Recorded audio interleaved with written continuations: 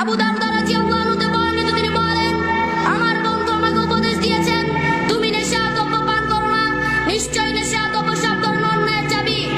অপর একটি হাদিস রাসূল সাল্লাল্লাহু আলাইহি ওয়াসাল্লাম আরো বলেন, আন আবি হুরায়রা রাদিয়াল্লাহু আনহু قال رسول الله صلى الله عليه وسلم مدمن خمر كابد وصائد।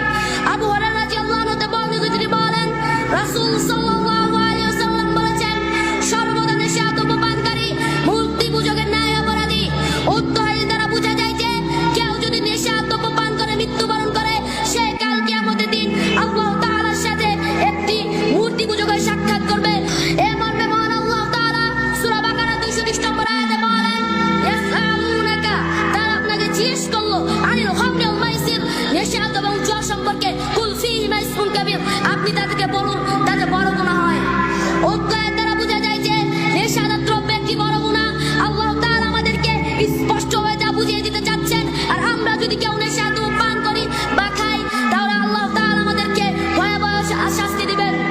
অপর একটি হাদিস রাসূল সাল্লাল্লাহু আলাইহি ওয়াসাল্লাম আরো বলেন, আন আব্দুল্লাহ ইবনে আমির রাদিয়াল্লাহু আনহু قال النبي صلى الله عليه وسلم لا يدخل الجنة منان ولا آكل ولا مدمن خمر।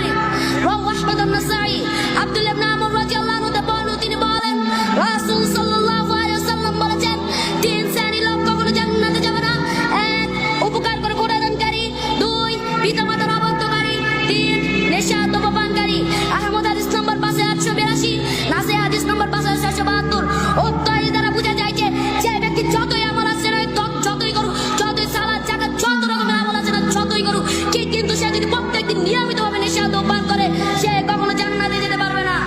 ওমর রাদিয়াল্লাহু আনহু সমাজে কেউ যদি নেশাদ্রব্য পান করতো, তাকে 40 বার বেতের আঘাত বা জুতার আঘাত দেওয়া হতো। আর আজকে আমাদের যুব সমাজে ঘরে ঘরে বাইরে বাইরে সব জায়গায় নেশাদ্রব্য বিক্রি হচ্ছে, কেউ কিছু বলতে পারছে না।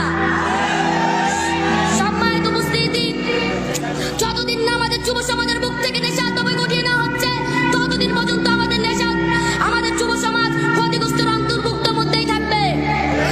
তাই আমরা এখন থেকে সবাই তওবা করে নেই।